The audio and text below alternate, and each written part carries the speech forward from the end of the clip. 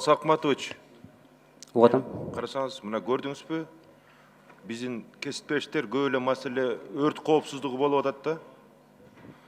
Ошол 2016-жылы ушул мыйзамды биздин созыва өзгөртүп алып келгенбиз. Мына азырдагы бир топ депутаттар демилгечи болуп, ошол 78-мыйзам өрт коопсуздугу боюнча бүт көп өзгөрүү толуктууларды киргизип атабыз да, жакын арада эле киргизебиз биз. Палатагачы уже комитеттерден өттү. Анан урматтуу кесиптештер, мындай кызык жери бар да. Мына менин колумда техникаларды көрдүңүзбү? Производство 1970-жылкы производство да. 50 жыл болгон техникаларчы. Албетте, азыркы мына турмуш өзгөрүп атат, градостроительство өзгөрүп атат, высотный зданиялар түшүп атат. Тилекке каршы ушу техникалар азыр эч качан жооп бере албайт. Өрт коопсуздугуначы. Мына ушуга карата дагы биз МЧСке дагы айтып атабыз. Айтыңызчы ошо, Калыс Акматович, быйыл жаңы покупка, улучшение материально-технической базы, на покупку спецтехники по пожаротушению акча каралдыбы сизге? Урматтуу Үмүтәлі Тоқталевич, бұл ең көйгөйлүү маселелердин бири МЧСте. Муну жакшы билесиз, өзүңүз дагы жеке дагы комиссия менен дагы биздин базалардын баарын карап чыкканыңызды жакшы билесиз. Өзүңүз белгилеп кеткендей эле бизде 70-80% баягы Саяз убагындагы эски техника болуп калды. Бирок бул тарап боюнча дагы өзгөчө кырдаал министрлиги өкмөттүн колдоосу менен бир топ иштерди алдыга жылдырып атат. Кыскача айта кетсем, быйыл биз 100 пожарный техниканы Кытай Республикасынан күтүп жатабыз. Андан башка койка менен дагы бир 46-га жакын техника болот деп атат. Бул программа 3 жылга созулат. Андан тышкары международный организация гражданской оборонадан дагы бир топ пожарный жана инженер техникаларды күтүп жатабыз. Өкмөттөн болсо жылына 50 миллиондон карап беребиз деп сунуштап атабыз. Былтыр болсо дагы жакшы жардам берди өкмөт тараптан. Ошолорго биз жана жешпей айткан, өзүңүздөр жакшы билесиздер, Боевка деген, Рукава, ошолордун баарын алганга жетиштик. Пена, мына өзүңүздөр кече эле телевизор менен интернет тармактардан көрүп атасыңар болуш керек. ГСМ күйгөндө 3 сааттын ичинде чектөөгө алганга жетиштик. Мурун мындайларды 7-8 күндөп араң чектөөгө алчу элек. Кече болсо 3 саатта колго алганга жетиштик. Эң негизгиси мына карасаңыз, мына пожарно-спасательная часть, то есть депо, Бишкекте 1 миллион 200 миңден көп киши жашайт да. Бишкекте канча ПСЧ бар, айтыңызчы? 8 пожарный часть бар. Стандарт боюнча канча болуш керек? Стандарт боюнча бүгүнкү биздин расчет менен 16 болуш керек. 16. Адан да көп болуш керек, туурабы? Андан да көп болушу мүмкүн. Бул деген кандай сложный маселе, туурабы? Буга деген мэриядан тиги Бишкекке жакын райондордон жер бөлүп бериш керек, аны материально-технический снабжение кылыш керек, оборудование алып барыш керек. Ошон үчүн жакшылап мындай жакшылап иштесеңер, ушунун баарын нормага келтириш керек да. Иш кылып атабыз. Быйыл эле 10 пожарный часть спасательди өзүбүз куруп, МЧСтин күчү менен, өкмөттүн бюджетинен алган акчага 10 пожарный частьти куруп, эксплуатацияга бердик. Андан тышкары испытательный пожарный лаборатория деп коет. Ошону дагы былтыр 19-жылы куруп эксплуатацияга бердик. Мурун пожардын таянагын биз сөз менен айтып келсек, бүгүн биз мыйзамдуу жол менен аппараттын күчү менен 100% тастыктап бергенге мүмкүнчүлүгүбүз бар. Мен ошо сөздүн башында айтпадымбы? Бүгүнкү колдонулуп жаткан редакцияга байланыштуу ушундай жагдай болуп жатат да, очередтердин көп болгондугучу. Себеп дегенде бүгүнкү күндөгү действующий редакцияда мынтип жазылып калганда: государственная регистрация актов гражданского состояния осуществляется органами записи актов гражданского состояния Кыргызской Республики. Далее органы записи актов гражданского состояния. Эми органы записи актов гражданского состояния исключительно ошол ГРСтин отделиндеги кызматкерлер, мамлекеттик госслужащийлер гана кирип калып атат дагы. Булар жалдаган атсондордо дээрлик 70-80%ке чейин жалданган эмгек келишимдин негизинде иштеп жаткан операторлор. Алардын, мен айтып атпаймынбы, 40 000 сомго чейин айлык алышат алар. Бирок ошол жалданган кызматкерлер бул жумушту аткарууга мыйзамсыз болуп калып атат. Эгерде ал мындай жарандык эмесин позициясын бар, бирок көбү бүгүнкү заманда ашыкча кадам жасагандан коркуп калышпайбы? Туура мындай бир сооп иш экенин билип турса дагы жасабайт, себеп дегенде мыйзамга туура келбейт. Ошондуктан ошол 30, 35, 40 сотрудник иштеп атса дагы анын 3-өсү гана мыйзамга ылайык компетенттүү ошол баягы Enter деген кнопканы баскангачы документтердин баарын анализ кылып туруп, ошол укукту биз баардыгына тең, ал госслужащийби, не госслужащийби, наемныйбы, по трудовому контрактыбы айырмасы жок. Жоопкерчилик баарына бирдей болсун дагы, ошол 40 адамдын 3 адамдын ордуна 40 адам ошол жумушту аткарсын деген норманы киргизип атабыз да. Биз сунушталып жаткан редакцияда уполномоченный орган в сфере регистрации деп атабыз. ГРС келе берилсин, конкретизируется этпечи, отделу по регистрации дейсен. Ошондо уполномоченный орган в лице ГРС өзү анан кийин внутренний документ менен өзүнүн приказы менен чыгарып коет. А обязательно, значит, всех наемных операторов, значит, производить вот эти действия деп. Ошондо сиз айткан биз маселени максатка жетебиз дагы, очередтерди жок кыла алабыз. Кудай буйруса. Туура, анда бул мыйзамды сөзсүз түрдө колдош керек. Анан дагы бир немени айтып кетейин. Азыркы учурда ушул сондо болуп аткан алкагында посреднический компаниялар пайда болуптур. Өткөндө да айттым эле, дагы бир жолу кайталап коеюн. Атайын посреднический 10 секунд. Атайын посреднический компанияларга акча берсеңиздер, мен дейт очереди жок, сразу алып берем дейт. Мен дейт очереди жок, каалаган нерсени кылып берем. Күтпөйсүң, үйүңдө отура бересиң дейт. Демек коррупция бар. Демек ошолор менен аралашкан система бар. Ошону көзгө алып койсоңуз, ачык рекламада жүрөт. Рахмат. Кезек мага келиптир. Урматтуу депутаттар, Исхак Айтбаевич, маанисин, маңызын айтып кеттиңиз. Бул мыйзам көлөмдүү мыйзам экен. Канча убакыт алды? Бүгүн өкмөттүн өкүлдөр ким бар? Ошону аткарып кетүүгө техникалык база, мүмкүнчүлүк барбы силерде, даярсыздарбы эгер мыйзам кабыл алынса? Бүгүнкү күнү даярбыз. Сиздер менен чогуу иштешилди да, значит, демек мыйзам. Жок. Исхак Айтбаевич, жана айтып атпайсызбы, теги, уулу жана башка дегендерге толук мүмкүнчүлүк берели депчи, ал жакшы, эркин. Бирок ошол стандарт бизде барбы жокпу, эл аралык же ээсинин алкагында ошо признавать этеби, ошол уулу деген фамилияны же тегинди же башка деп айтаса? Албетте признавать этет. Бул эми ички мыйзам, ар бир мамлекеттин өзүнүн ички мыйзамына ылайык жол жолоштурулат да. Урматтуу депутаттар, бүгүнкү редакция деле жол берет. Болгону биз бүгүнкү редакцияда соблюдением национальных традиций деп койгон, ошол каалаганыңды болгону баягы ал жерде бүгүнкү редакцияда отца или деда деп эле мындай чектелип калганда, атасынын же чоң атасынын депчи. Анан кийин ал жерде каалагандай бүгүнкү редакция каалагандай эми көрүп атпайбызбы? Кааласа баягы оф кылып жазып атат. Кааласа жөн эле чоң атасынын атын коюп коюп атат, фамилиясынын ордуна. Кааласа атасынын атын эле коюп коюп атат. Мен айтайын дегеним, ар кандай кылып өзгөртүп атпайбы? Түшүндүм. Бир убакта уулу деп баягы свидетельство берип, аны кайрадан андан алмаштырганга дагы алмаштыруу болгон да. Ошондой болуп калбайбы деген учур. Тактоо иретинде айттым бул суроону. Андай болуп калбайт. ГРСтин орун басары мүмкүн мыйзамдан бир аз сырткы болуп калат. Азыр эгерде жашаган турак жайдын укуктук документи болмоюн, эч кандай документ кошумча берилбей атат да, мисалы айдоочу күбөлүк же башка справка жөнөкөй. Ошол боюнча бир кыска маалымат берип койсоңуздар, азыр радио угармандар, көрөрмандар болуп атат. Бул база деген эмне, кандай тартипте болуш керек? Бир турак жайга канча жаран каттала алат? Бар ушундай норма?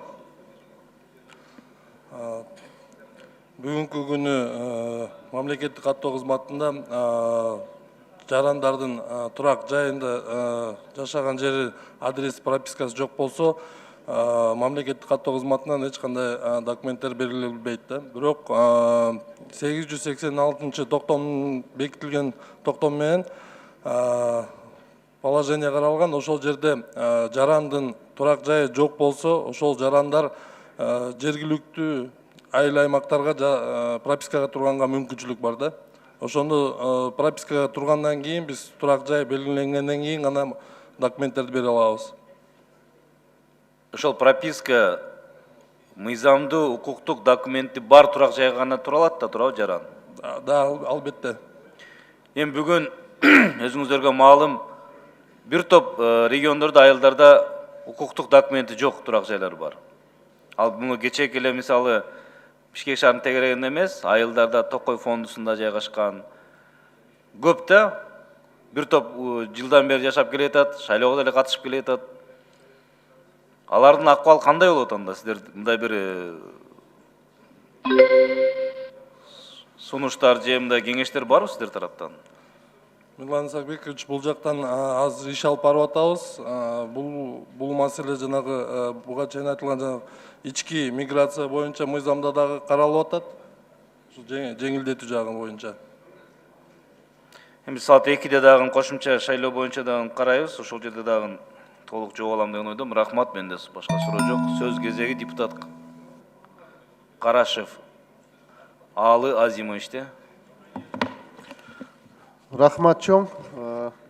Негизинен айтат элем, өзгөртүүлөр жарандарга дагы, мамлекетке дагы бир топ мындай жеңилдиктерди алып келет экен. Ошол каттоодо, граждандык абалдык каттоодо актыларындачы. Өзгөчө мына автоматташтырылган система киргенде менимче туура болот го дейм да. Ошол эле мезгилде мына суроодо мында процедурный каралып атканда бир кайсы комитет бул? Бир эле комитет каралыш керекпи же башка да комитеттерди каралыш керек беле? Профилдик комитет кайсы болуп эсептелет да? Социалдык комитет азыр бул маселе боюнча чечими бар. Социалдык маселе профилдик комитет катары жооп берет. Кийинки экинчи окууда. Жо мүмкүн дагы башка комитеттердин тиешеси жок экен деп атам да, каттоодочу могу. Эмилгечилер ушу кызыккан жоксуңарбы? Биз эми аны биз чечпейбиз да, аны төрага чечет да. Кайсыга жазып берсе ошол карайт. Отделдердин баары тең госустройствого жөнөтүптүр өзүнүн заключенияларын. Караганда социалдык комитет эле берип коет да заключение. Мен ал суроого жооп бере албайт экенмин. Каяк отписка болгон болсо ошол карайт. Бул боюнча аппаратта процедуралык маселеге тактап туруп маалымат бериңиздер. Ушуну бир тактап коелу. Бир топ көлөмдүү болуп атат мыйзамчылыкта, бир топ комитеттерге тийиштүү жерлери бар экен. Ал эми процедуралык маселе. Кийинки окууга мүмкүн карап коюш керек, мындайчы, мындагы керектир мүмкүн да. Анан экинчиси мына үй бүлө кодексиндеги экинчи беренеги өзгөртүү жөнүндө демилген өзүңүз тоюңузду айтып кеттиңиз. Ушул бул башка мыйзамдарга мындай бир карама каршы келип калбайбы экен ушул я? Диний ырым-жырымдар боюнча жасалган жарандык абалдын актылары деп түшүнүк кирилип атпайбы жаңычы бул? Шуну мен өкмөттүн оюн угайын дедим эле дем, демилгечилердин оюн уктук эми баягы эски архивдин документтер деп атат. Кандай дейсиңер ушуга? Бул нормадагы өзү буга азыркы действующий мыйзамда жарандардык абалдардын актылары боюнча мыйзамда каралган. Бул норма бар. Ошол семейный кодекске киргизилип атат да бул норма. Ар кандай түшүнүк болуп калып атат да. Демилгечиликтин түшүндүм боюнча кандай болуп калат деп атам булчу. Биздин баш мыйзамга каршы келбейби, эми дин мамлекеттерин бизде бөлүнгөн да. Ошол эле мына кодексте дагы бар мындай нормаларчы. Карама каршылык болбойбу деп атам. Бул жагын карап чыгалыңыз. Юстиция министрлиги силер жооп бербейсиңер ушунчу, кандай дейсиңер? Саламатсыздарбы? Урматтуу Алазимович, сиз туура айтасыз. Конституцияга ылайык дин жана башка расымдар мамлекеттен ажыратылган. Ошол эле убакта үй бүлө кодексинде ченем бар да, ошол диний ырым-жырымдар аркылуу никелешүү бул укуктук жактан мындай укук жактан да мааниге ээ эмес. Башкача айтканда, расмий тилде религиозные обряды, касающиеся вопросов брака и семьи, правового значения не имеют, да? То есть бул жерде ошол диний ырым-жырым аркылуу никелешүү бул юридикалык кесепеттер жаратпайт. Анан бул үй бүлө катары да мындай кабылбайт да. Мыйзам долбоорунда аныктама берилип атат, бирок ошол учурда бул азыркы колдонууда мыйзамда бар да. Бул мунун мааниси мурун ЗАГС органдары түзүлгөнгө чейин айрым ошондой диний ырым жырым аркылуу ошондой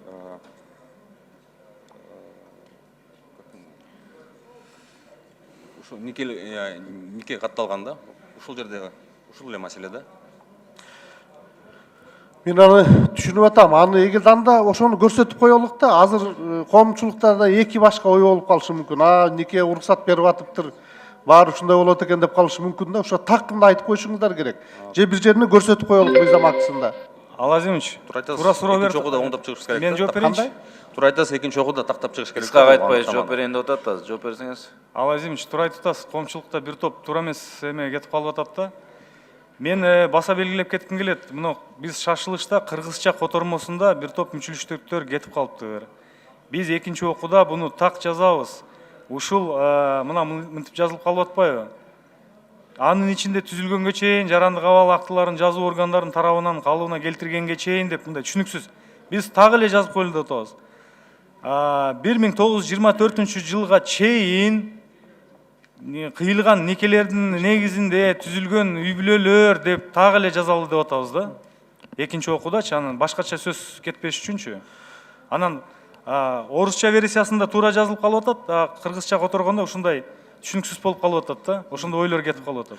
Исхаевич, эң туура мен ушуну сизге ушулай да айтайын дегенде, экинчи окууга келгенде так, ачык, айкын эле такыр бир суроо жаратпай турган кылып туруп бир чек коюп коюш керек да бул маселеге. Мунун тегерегинде да көп сөз болуп кетти. Туура, аны тактап жазабыз, Алазимович, баарын. Жылын көрсөтөбүз, и что имеется в виду, баардыгын эч кандай маселе калбаш үчүн баарын чечмелейбиз, буюрса. Рахмат. Кийинки сөз депутат Кыдыралиев Умбеталы Токтуралиевичте суроо бериш үчүн. Рахмат, Мирлан Исакбекович. Исхак Айтбаевич, сиз демилге кылып аткан мыйзам, менин оюм абдан бүгүнкү заманга керектүү. Анан жакшы да, Исхак Айтбаевич, карасаңыз, мамлекет ушу кызмат кылып бериш үчүн да, государственные услуги санариптик форматтачы, онлайн режимде да, бул үчүн ошо база данныхта бүт убагында толук маалымат болуш керек да, ошол жаран боюнчачы. Ошол жагы кандай болуп атат? Эгер билесиз, база данныхта кичине толук маалымат болбосо, база данных ошол персона боюнча иш маалымат бербей коет да, ошол государственный регистрационный службадагылар да кичине оюн айтып койбойбу? Ушу биздин мыйзамда подвайт этип койбойбу ушулар? Умбеталы Токтуралиевич, тескерисинче ошол база данныхка толук маалымат болуш үчүн жаран өзү алып келет, исчерпывающий список документов. Ал ошол биз айтып атпайбызбы? Соңку биринчи этап ошол информационный бюродон башталат. Информационный бюродогу кыздар бүт тизмени берет. Мисалы үчүн кайсы максатта келген болсоңуз, мисалы үчүн паспорт алам, же загран паспорт алам, же балама күбөлүк алам десе, ошого жараша сизге ошол кыздар тизмени берет. Керектелүү кандай документтер керек болсо ошолдун тизмесин. Ошол тизмеге ылайык сиз документтерди алып, тиги окошкага келгениңизде ошонун негизинде база данныхка киргизилет далар. Ал өмүр бою калат ошол цифровой форматта. Кийинки жолу сиз кайра эгерде жоготуп койсоңуз, же бир башка мисалы үчүн ар кандай эмелер болот да, мисалы үчүн загран паспорт алам дейсизби, же балаңызга бирдеке, дайыма в последующем каждый раз сиз ошол толгон токой 20-дан 30-тан справка документтерди көтөрүп жүрбөйсүз дагы, жөн эле келип туруп фамилияңызды айтсаңыз, ошол автоматизированный системада сиздин баардык маалыматтар чыгат дагы. Ал так эле болот, ал техникалык мүмкүнчүлүктөр бар деп атышпайбы ГРСтегилер? Ошо ГРСтин да өкүлү берип койбойбу, маалымат берип койбойбу? Мисалы азыркы убакта булар да пландаштырат да, быйыл же канча жылда ушунча процент населенияны биз база данныга киргизишибиз керек эле депчи. Ошол азыр текучий кандай болуп атат ошол? 2015 жылдан баштап бул электрондук маалымат системасына уже кирип баштаган, баардыгы уже электронно иштеп баштады да. Буга чейинки төрөлгөн жарандарды же башка абалдары боюнча азыр центр оцифровки данных ачылып атат. Уже имарат берилген, Айтматова бир дареги менен. Ошолда имаратты ремонту бүтүп, азыр мына бу жылы уже ошол толугу менен 15-жылкыга чейин маалыматтарды оцифровкага даярдык көрүп атабыз. Мына мынтип айтып койсоңуз мага. Мисалы, биринчи услуга силердики, да? Запись актов гражданского состояния, свидетельство о рождении, да? Правильно, да? Свидетельство о бракосочетании, свидетельство о разводе, да? Еще какие вы даете услуги? Ошолордун 2015 жылдан бери в год, например, несколько сот тысяч вы записи актов гражданского состояния производите, да? Какой процент вы... Все 100% у вас сейчас получается? 15 жылдан, да, с 15 года все действия производятся на электронном формате. Просто здесь, правильно, как вы правильно отметили, есть записи, которые были до 15 года, и этот процесс мы оцифровываем на сегодняшний день. Ну, об этом, да. После 15 года 100% идете, а до 15 года, там же миллионы жителей, они каждый раз обращаться будут по изменению записи. 10 секунд. 11 миллионов записей планируем оцифровать. Это вот до 15 года. Хотите, а сколько их вообще в целом? Вот 11 миллион, да, жалпы. А сколько вы сделали? 15 жылдан бери жарандар кайрылып аткан сайын биз ошол буга 15 жылкыга чейин төрөлгөн жарандардын биз уже оцифровкасын өткөзүп атабыз. Где-то 3 миллиондай запись кечиресиз туура эмес, 1,5 миллион записти уже оцифровка кылып баштаганбыз. Кылып бүтүп калдык биз. Канча? 1,5 миллионду. 11 миллиондан 1,5 бы? 10%, да? Мына бул мыйзам иштеш үчүнчү силер база данныхты кылышыңар керек, түшүндүңүзбү? Түшүнүп атабыз. Рахмат. 5 секунд. Исхак Айтбаевич, могу сиздин абдан жакшы демилгеңиз көрдүмсү, кичине сбой кайсы жерден угроза болуп калышы мүмкүн да?